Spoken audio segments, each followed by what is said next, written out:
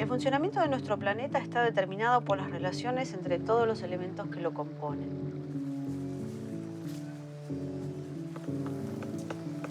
Algunas de ellas transcurren a nuestro alrededor y son fáciles de observar, de contemplar.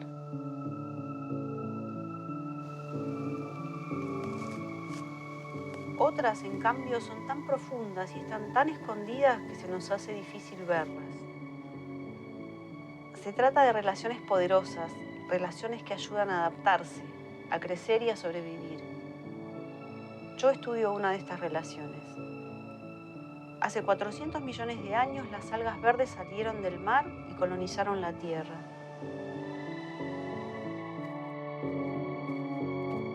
La asociación con diferentes tipos de hongos y las estructuras que estos les aportaron facilitó la adaptación de las plantas a los diversos tipos de suelo y climas. Esta relación, esta simbiosis entre hongos y plantas, se conoce con el nombre de micorrizas, y en la efectividad de esta mutua ayuda se dirime una parte importante de las posibilidades de una planta de adaptarse, crecer y sobrevivir.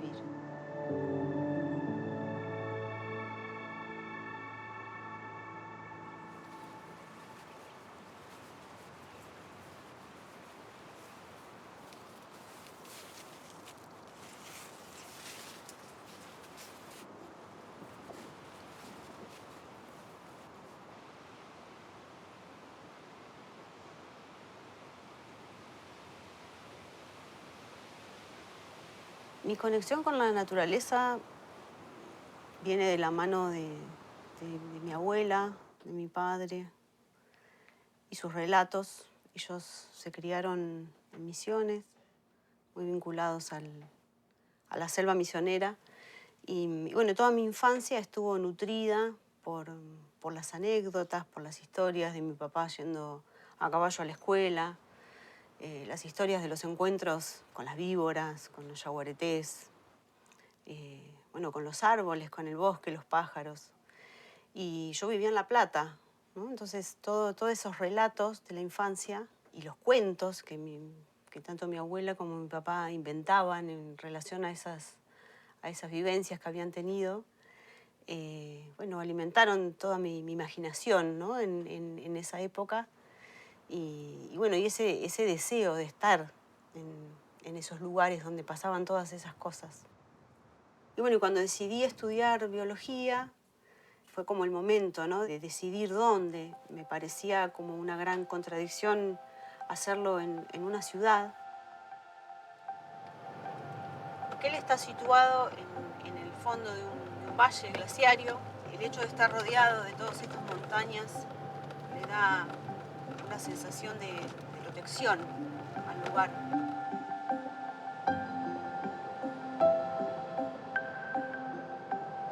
Vivo en Esquel desde los 18 años. Me vine a estudiar biología.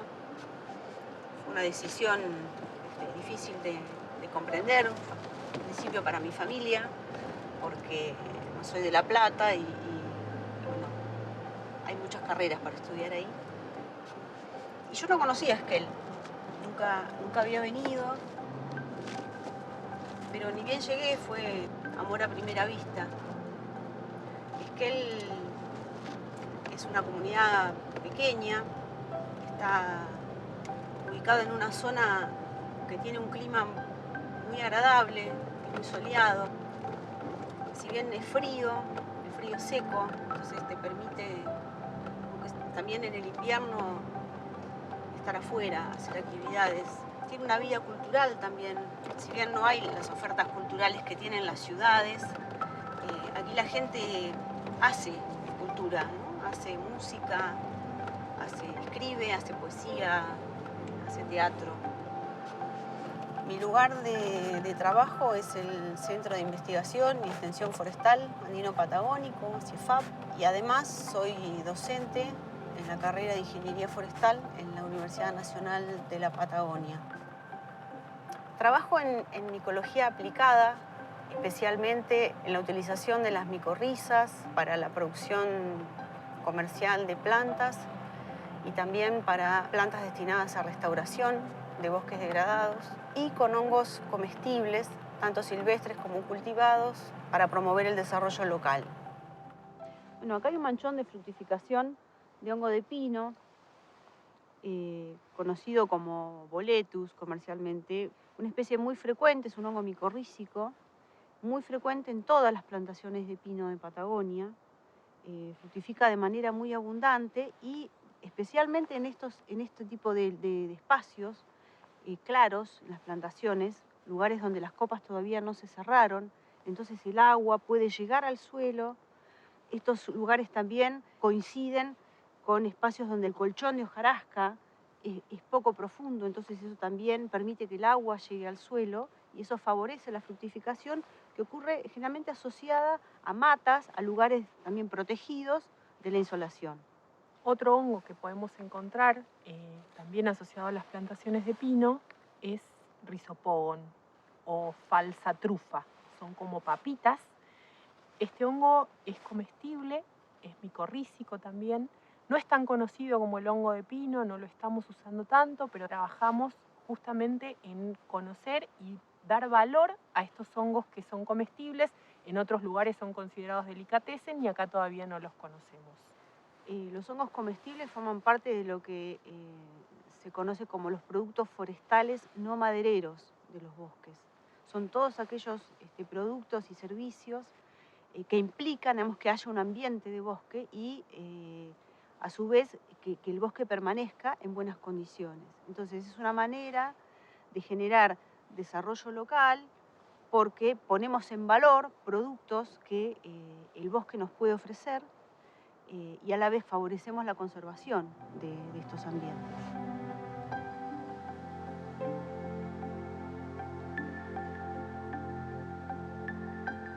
Las asociaciones micorrízicas son la regla en la naturaleza. Alrededor del 98% de las especies de plantas conocidas forman algún tipo de micorriza. Los hongos constituyen un reino aparte. Históricamente se los ha asociado a las plantas porque son inmóviles, pero están más asociados a los animales. Entre otras características, el hecho de que comen, necesitan alimentarse como los animales. Tienen distintas estrategias para hacerlo. Algunos hongos se asocian con las plantas para intercambiar sustancias, como pasa con los hongos micorrízicos.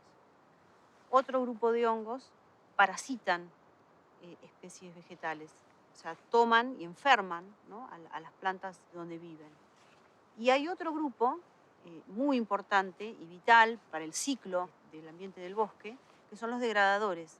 Son los que descomponen todos los restos vegetales y hacen ese ciclado de la materia orgánica en estos ecosistemas. Esta es una rúsula notofaginia, una especie micorrízica muy frecuente en estos bosques. Y claramente asociada al bosque predominante que tenemos acá, que es coihue, ¿no? Vemos para arriba estos bosques enormes. Lo que nosotros vemos sobre la superficie es solo la fructificación del hongo, es la estructura fértil. Aquí abajo en las laminillas están las esporas. Si vemos acá, están las raíces, estas son las raíces del Nothofagus, con las cuales el micelio de la rúsula está conectado. En las puntas de estas raíces se forman las micorrizas. Ahí es donde se produce el intercambio entre el agua y los nutrientes que el micelio del hongo, que está creciendo todo en el suelo, formando una red, le va a proveer al árbol, ¿no?, de agua y nutrientes. Y a su vez, el hongo, desde la micorriza, absorbe los fotosintatos que el coihue le provee. Cuando hablamos del cuerpo del hongo, del micelio, que es lo que está debajo de la tierra, el cuerpo del hongo, hablamos de estas hebras, ¿no?, estas hebras que están creciendo y están distribuyéndose, explorando tamaños de poro muy, muy pequeñitos que las raíces solas no pueden. Entonces eso es lo que le da la gran capacidad al hongo de absorber el agua y los nutrientes para traslocarlos a los árboles. Es tan importante esta asociación que este árbol es capaz de traslocarle, o sea, de enviarle comida a sus hijos. O sea, el mayor organismo que hay acá, en realidad son estos hongos, porque conectan por debajo de la tierra, incluso entre los distintos árboles. Los árboles padres sostienen a sus hijos. ¿Qué significa? Le dan alimento a sus hijos, hasta que el árbol es suficientemente fuerte para crecer por sí solo. Si hay sequía, un árbol le puede avisar a los otros, se viene la sequía, porque quizás en el borde de este bosque no hay agua y aquel lado todavía no se enteró. Entonces le avisa por esa red, viene sequía. Hay un ataque de insectos, avisa por esa red, hay un ataque de insectos. Si las plantas se comunican entre ellas a través de ese micelio, se reconocen dentro de su propio género, es decir, todos los coihues acá saben que soy coihues y saben que son parientes porque se reconocen a través de esa red. Y de hecho ninguno de los dos puede vivir en ausencia del otro. Ni los árboles ni los hongos sobreviven si los separamos. Por eso el término simbiosis, ¿no? Todo de que viven íntimamente unidos.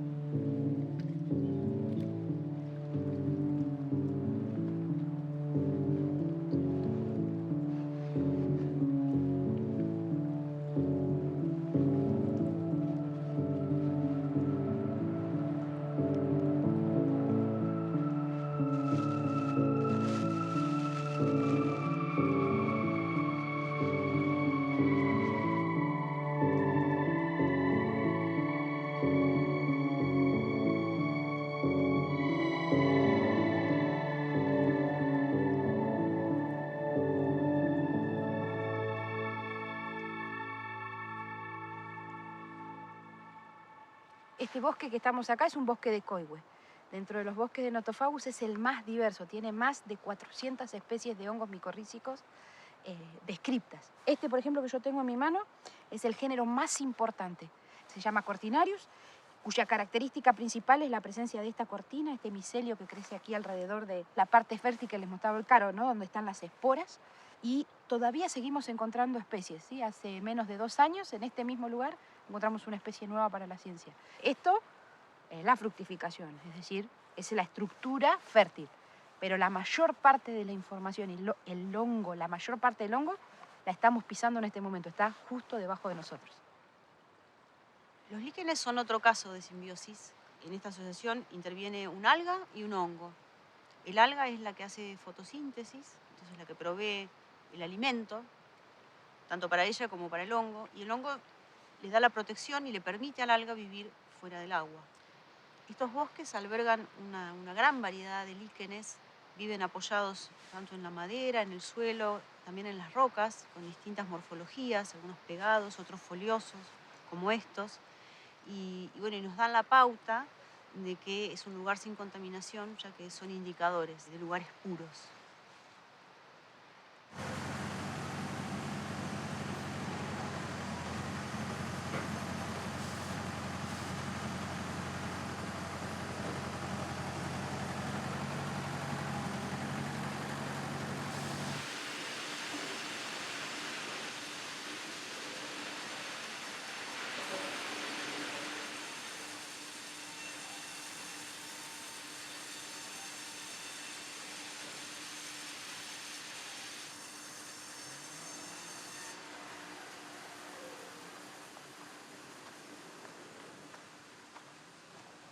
Cuando yo inicio mi beca doctoral, promediando los 90, en la zona estaba en auge la forestación con coníferas, mayormente pinos exóticos, para producción maderera.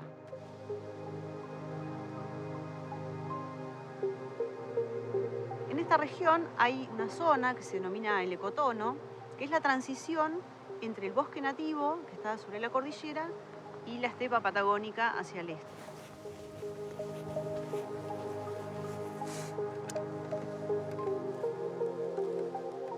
Esta región tiene la característica de tener buenos suelos con buena retención de agua y un registro de precipitaciones que permite el crecimiento de estas coníferas exóticas y no así de las especies nativas que están restringidas a la zona de la cordillera.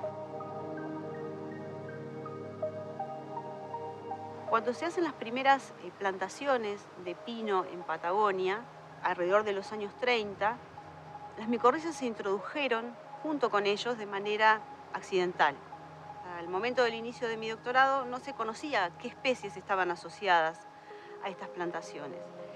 Cuando en esta época empiezan las plantaciones comerciales a mayor escala, era necesario inocular las plantas de vivero, bueno, con las especies mejores para este fin. Entonces, el trabajo consistió en ir al bosque, a estas plantaciones más antiguas, ver cuáles especies estaban asociadas en las distintas condiciones de sitio donde estas plantaciones habían sido instaladas, luego seleccionar qué especies eran las mejores para cada lugar de plantación nuevo, preparar esos inóculos, hacer los ensayos para producir nuevas plantas y poder llegar a los nuevos sitios de plantación con plantas que aseguren el prendimiento y buen crecimiento.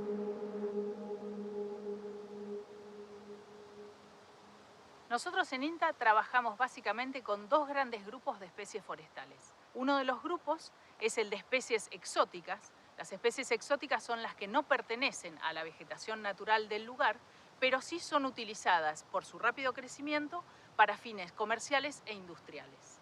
Con respecto a las especies nativas, trabajamos con todas aquellas que conforman los bosques andino-patagónicos y están expuestas a distintos grados de impacto, tanto por efecto de los incendios como por efectos antrópicos, los derivados de la actividad del hombre en los bosques. Buena calidad en un plantín para forestación es la que tiene la capacidad de sobrevivir una vez establecida en el bosque. A este respecto, el INTA lo que hace es generar información en cuanto a áreas productoras de semilla de las distintas especies, calidad de la semilla, zonas genéticas y posteriormente la producción en vivero. Bueno, fíjate, Caro, cómo siguen las líneas de las estrellas del tubete y tenemos meristemas. Y esta otra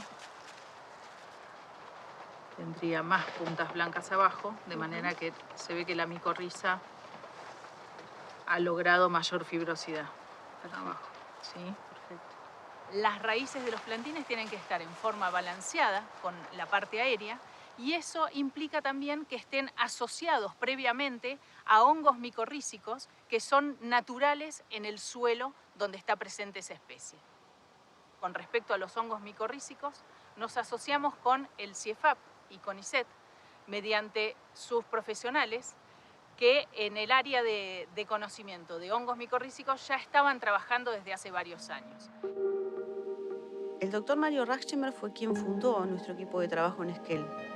Bajo su dirección transité toda mi formación de grado y posgrado.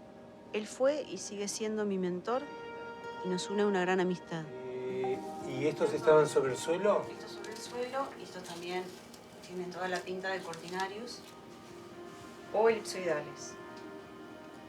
Elipsoidales. Bueno, Caro, la verdad que cuando me lo mostraste, ves que acá se ve como un mamilón. Me parecía que podría llegar a ser un hongo del género Inocibe, pero lo que vemos acá en la pantalla lo descarta totalmente. Los bosques nativos nos ofrecen diversos servicios ambientales. Uno de ellos es la fijación de dióxido de carbono, lo cual es muy importante vinculado al proceso de calentamiento global. Otro de los servicios es vinculado a los reservorios de agua dulce.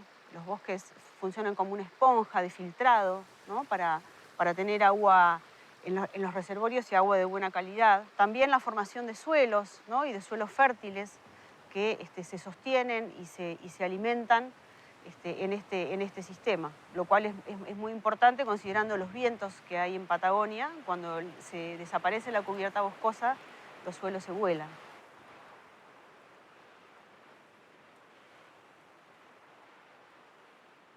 Toda la biodiversidad asociada al ambiente del bosque, tanto de plantas, animales, hongos, microorganismos, funcionan en una matriz, en interrelaciones que se sostienen con los bosques en buenas condiciones y preservados. El cambio climático que tiene como efecto principal el aumento de las temperaturas y también de las sequías en esta zona, propicia la aparición de incendios forestales de mucha intensidad. Eso es mucho calor que se mete, que quema el perfil de suelo, mata, además de las raíces de los árboles, mata todos los microorganismos, las micorrizas que están presentes en esos suelos. Por ello, cuando queremos restaurar, hay muchos sectores muy quemados y muy distantes de todas las fuentes, digamos, de semilla y de toda la otra biota asociada del bosque que pueda ir colonizando esos espacios. Entonces ahí las tareas de restauración para mantener el bosque presente, ¿no? Para favorecer que ese proceso que se va a dar naturalmente, pero va a requerir muchos años, lo podamos ayudar, implica el uso de las micorrizas, ¿no? Llevar plantas fortalecidas con esta simbiosis, que lo que van a hacer es darle más capacidad de absorber agua y nutrientes en estos ambientes que son muy hostiles, ¿no? Para las plantas.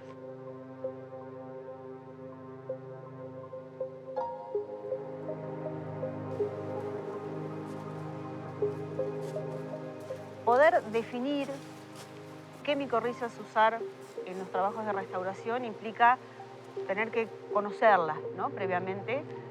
Si bien había estudios de la diversidad de especies micorrízicas en el bosque andino-patagónico y en el bosque de Lenga en particular, había muchos baches de información en relación a cómo se comportaban esas micorrizas en los distintos estadios de los árboles, ¿no? No son las mismas las que crecen asociadas a los árboles pequeños que las que aparecen en los árboles adultos.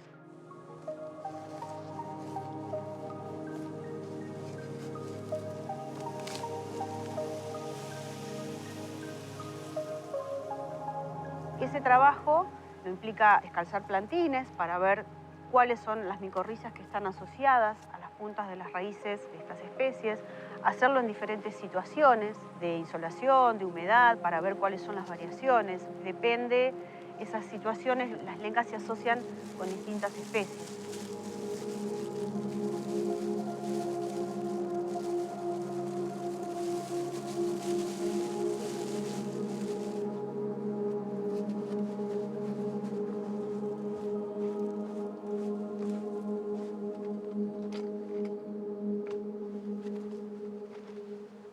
Los árboles adultos también es importante ver con cuáles especies se asocian en estadios más avanzados de edad, y para eso necesitamos estudiar sus raíces, sacar muestras, separar las raíces y ver cuáles son las especies que están asociadas. Este trabajo antes se hacía solo con morfología y anatomía, con una lupa y un microscopio. Hoy, con las herramientas moleculares, podemos hacer los match, ¿no? De lo que aparece en las raíces en relación a lo que las fructificaciones que aparecen tanto sobre la superficie de la tierra como las enterradas, las hipogias, y ver cuáles son esas especies asociadas a cada estadio. El bosque es un ambiente mágico. A mí me permite una conexión con la naturaleza y conmigo misma, muy difícil de lograr en otros ambientes. El silencio, que no es silencio, son otros sonidos que aparecen y que resaltan, el agua, los pájaros, el ruido de la nieve cuando caminás, las ramas que se quiebran, te transportan a otra manera de estar en el mundo.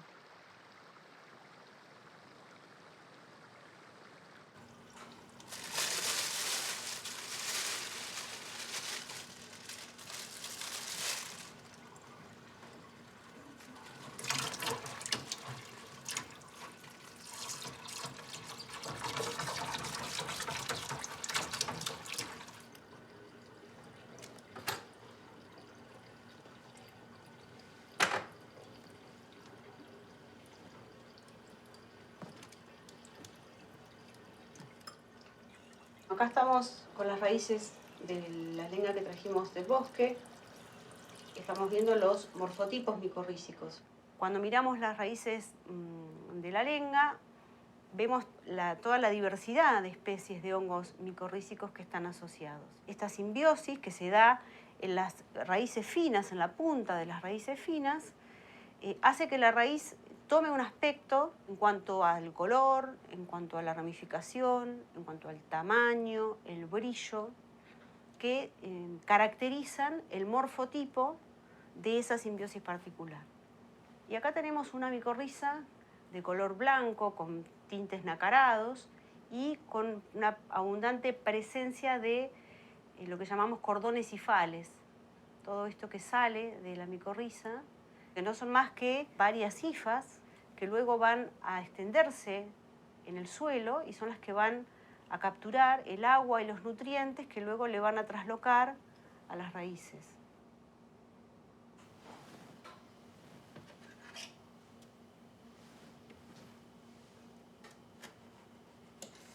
Saber cuáles son las especies que están asociadas a las plantas en cada situación distinta nos permite luego elegir las especies que queremos o que vamos a querer inocular en el vivero cuando queremos producir plantas para acciones de restauración.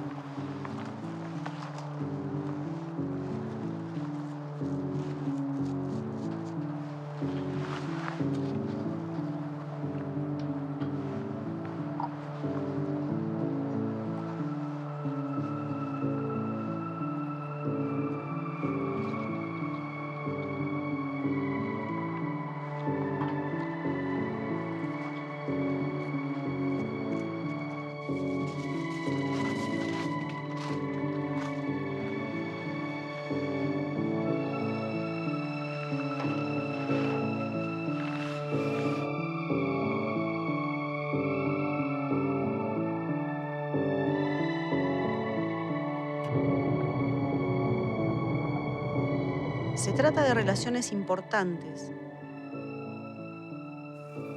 relaciones poderosas, relaciones que ayudan a crecer,